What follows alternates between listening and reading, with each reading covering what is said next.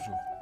L'objet de la présente séance sera d'aborder l'origine de la problématique de la philosophie comme mode de vie, et cela implique que l'on s'intéresse un tout petit peu à l'origine même de la philosophie. Dans un premier temps, je reviendrai sur les termes même de philosophe, philosophé et philosophie, comme je l'avais annoncé, puis j'évoquerai brièvement à la fois quelques figures originaires de la pensée philosophique, ainsi que la figure traditionnellement considérée comme véritablement inaugurale de Socrate.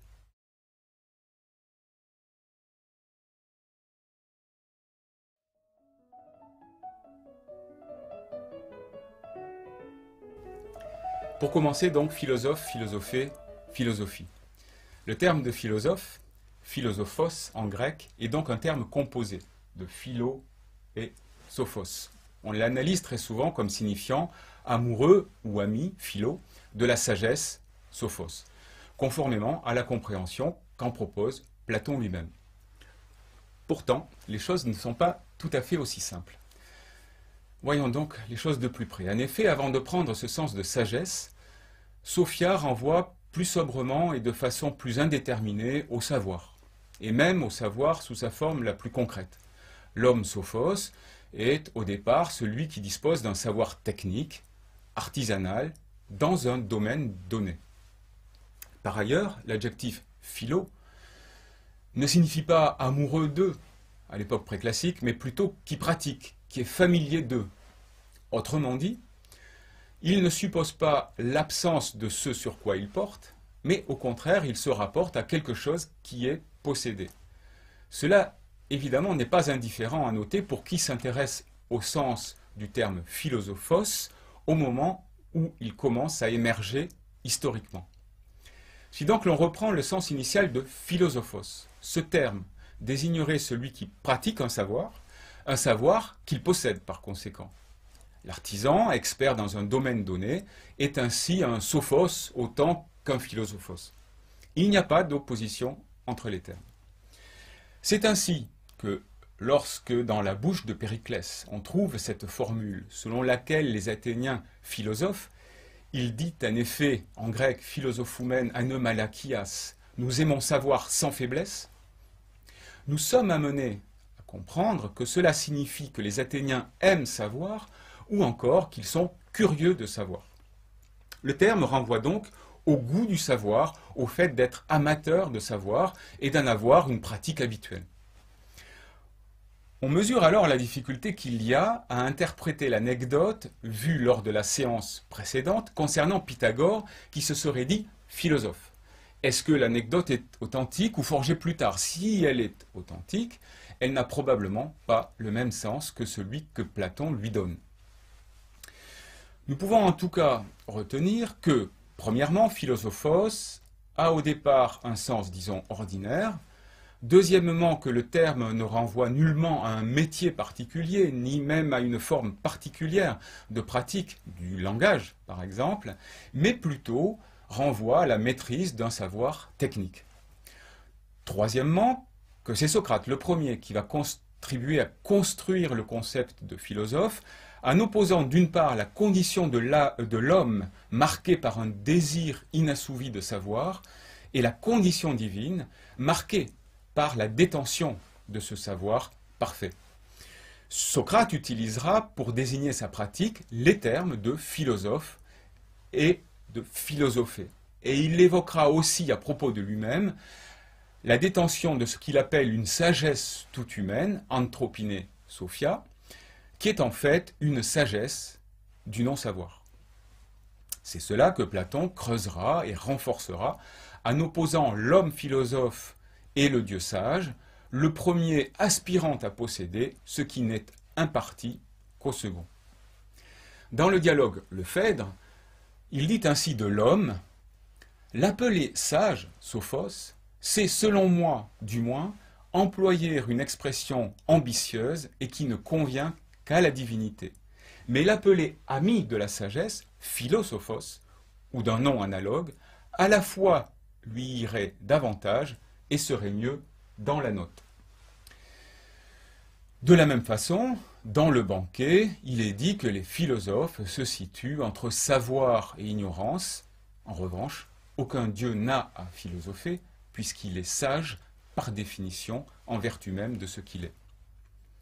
Et c'est de fait Platon qui va vraiment forger le terme abstrait philosophie, philosophia, comme désignant une démarche réglée vers un certain type de savoir. Un savoir vrai de ce qui est réellement. Et comme désignant finalement une discipline définie comme telle par ses objets, par ses règles, par sa méthodologie. Au point où nous sommes parvenus, il est donc très important de retenir que le sens originel et non technique du terme philosophe avant la philosophie est celui qui a acquis un savoir, qu'il exerce avec art.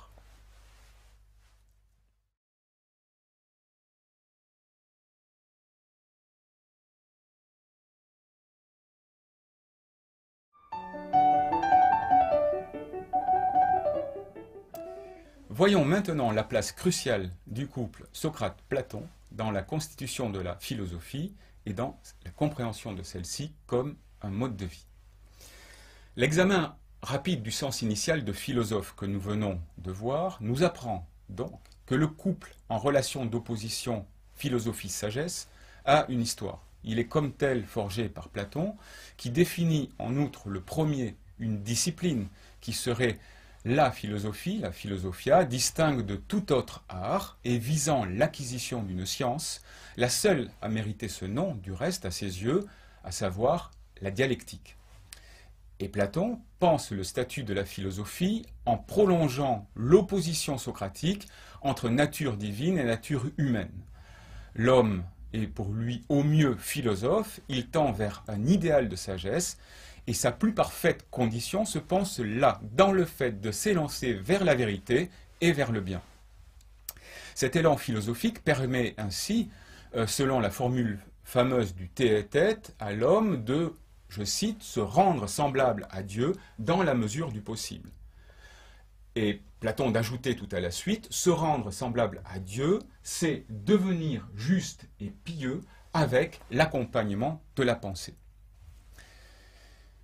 Est-ce alors à dire que la question qui nous occupe, cette compréhension de la philosophie comme mode de vie, avec les diverses problématiques que j'ai esquissées, surgit seulement à partir de Socrate? Si l'on en croit une représentation historiographique traditionnelle et presque indiscutée, c'est le cas. Dès lors que Socrate se serait détourné des spéculations sur la nature, sur les astres, auxquelles se livraient en revanche les premiers penseurs, ce que l'on désigne volontiers, le terme est d'ailleurs significatif autant qu'il est discutable, comme des présocratiques. C'est en ce sens que Cicéron écrit « Socrate le premier ramena la philosophie du ciel, lui fit place dans les villes. » Et il la réduisit à une recherche sur la vie et les mœurs, sur les biens et les maux. Je cite là les Tusculanes. Cicéron offre ainsi par cette formule saisissante une variation sur ce que l'on pouvait lire dans les Mémorables de Xénophon par exemple. Je prélève cette autre citation. Socrate ne discutait certes pas de la nature de toute chose, comme les autres, pour la plupart le faisaient, examinant la façon dont ce que les sophistes nomment le cosmos a pu naître et selon quelle nécessité se produisent les phénomènes célestes. Mais il montrait même que ceux qui se préoccupaient de tels problèmes sombraient dans la folie.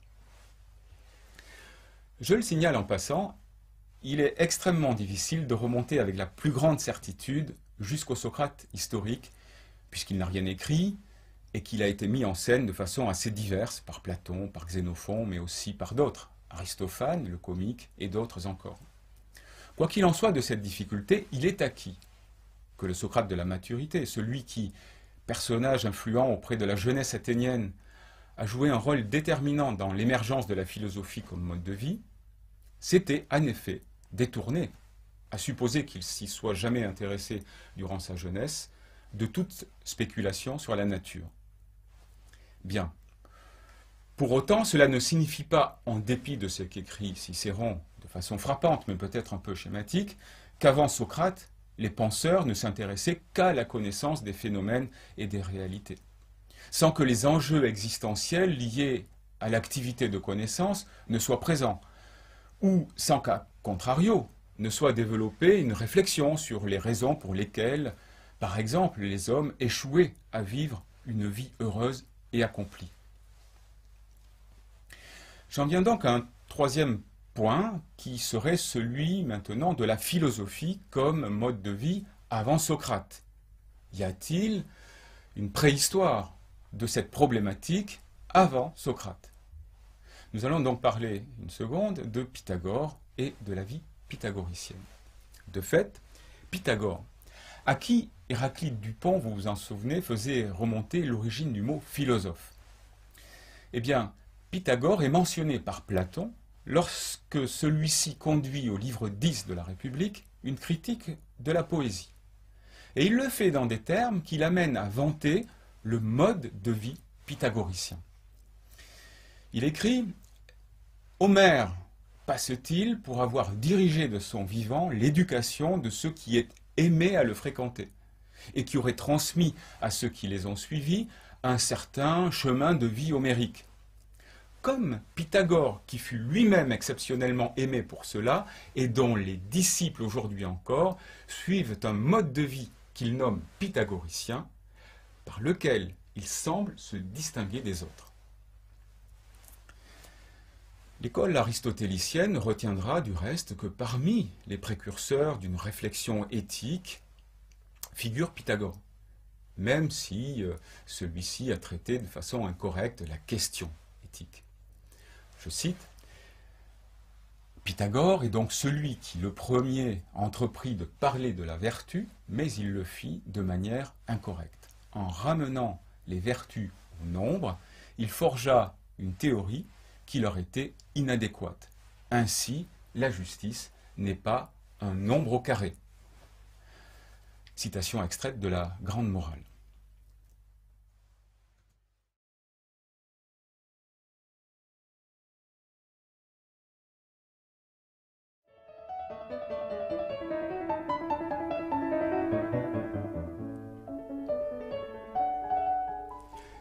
Je vais maintenant aborder un quatrième aspect de notre approche, celui de l'enjeu existentiel de la connaissance, et je vais mentionner rapidement deux auteurs, Parménide et Empédocle. Plus largement, on peut dire que les penseurs du 5e siècle avant Jésus-Christ, qui enquêtent sur la nature, ce qui leur vaut d'être qualifiés par Aristote de physiologues, physiologoi, entreprennent simultanément d'atteindre une connaissance vraie par la recherche des causes de ce qui est et qui apparaît, et de réaliser, ce faisant, le mode de vie le plus haut. Je prends deux exemples. Parménide, dans son poème La Vérité, met en scène l'initiation d'un jeune homme à la vérité par la déesse, une initiation qui le conduit à s'élever d'autant au-dessus de la vision des mortels. Citation, la déesse parle, « Apprends donc toute chose, et aussi bien le cœur sans tremblement de la vérité, parfaitement circulaire, que les opinions des mortels, dans lesquelles il n'est rien qui soit vrai, ni digne de crédit. » Empédocle, de son côté, écrit au début de son poème sur la nature à son disciple Pausanias, « Le tout, aucun ne fait vœu de le découvrir. De cette manière, les hommes ne l'aperçoivent ni ne l'entendent, et leur esprit ne l'embrasse pas. Mais toi, qui t'es retiré ici, tu sauras. Pensée d'homme ne s'éleva plus haut. »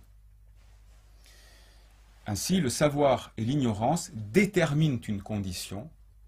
Le savoir rapproche effectivement du divin, élève au-dessus de la condition humaine, mortelle, tandis qu'à l'inverse, l'ignorance conduit à l'errance. Cela étant posé, j'en viens au cinquième aspect de notre approche de la préhistoire de la philosophie comme mode de vie, en évoquant la réflexion d'Empédocle sur la condition humaine, et cette idée que le salut vient du savoir et conduit à une réforme radicale des vies. En effet, chez le même Empédocle que je viens de citer, apparaît une dimension supplémentaire dans la réflexion. Une réflexion conduite sur la condition humaine comme telle, qui prend chez lui un tour d'une rare intensité dramatique, ainsi que le montre une série de fragments, généralement rattachés au poème perdu intitulé « Les purifications » ou « katharmes » si l'on transpose le grec « oi katharmoi ». Dans ce poème, Empédocle mettait en scène des démons, bannis du royaume divin pour avoir commis un meurtre et un parjure. Ces bannis entraient dans le devenir, passaient par diverses existences successives et faisaient l'expérience de la violence perpétuelle, celle dont ils étaient issus et qu'ils tendent à reproduire indéfiniment, jusqu'à ce qu'une prise de conscience ait lieu, qui passe par la perception sensible autant qu'intellectuelle de l'unité de toute chose et du caractère sacré du vivant, uni par ce qu'il appelle l'amour ou l'amitié. Une réforme radicale des modes de vie est alors proposée dans le poème, qui s'appuie sur la reconnaissance de cette vérité et qui conduit à proscrire, entre autres, le meurtre de tout vivant et à s'abstenir d'en consommer la chair. Empédocle prônait ainsi un végétarisme radical, conséquence de la connaissance de la totalité. Aristote se fera l'écho de cette position dans un passage fameux de la rhétorique. Je le cite, « Car il y a une justice et une injustice dont tous les hommes ont comme une divination et dont le sentiment leur est naturel et commun, même quand il n'existe entre eux aucune communauté ni aucun contrat. » C'est évidemment par exemple ce dont parle l'Antigone de Sophocle, quand elle affirme qu'il était juste d'enfreindre la défense et d'ensevelir Polynice, car c'était là un droit naturel. Ni d'aujourd'hui, ni d'hier, mais éternellement ce droit vit, et personne ne sait d'où cela a paru. C'est aussi, poursuit Aristote, celle dont Empédocle s'autorise pour interdire de tuer un être animé, car on ne peut pas prétendre que cet acte soit juste pour certains et ne le soit pas pour d'autres, et il cite Empédocle, mais la loi de toute chose, en grec to panton nomimon, s'étend continuellement à travers l'éther qui porte loin et à travers l'intense éclat lumineux.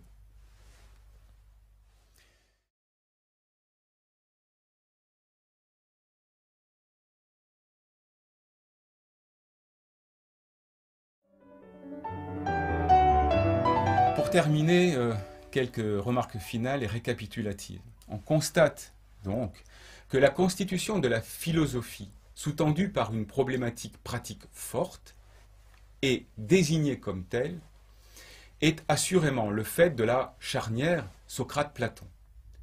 Mais qu'elle est préparée tout au long du Ve siècle par plusieurs penseurs, dont certains, comme Pythagore, avaient fait école.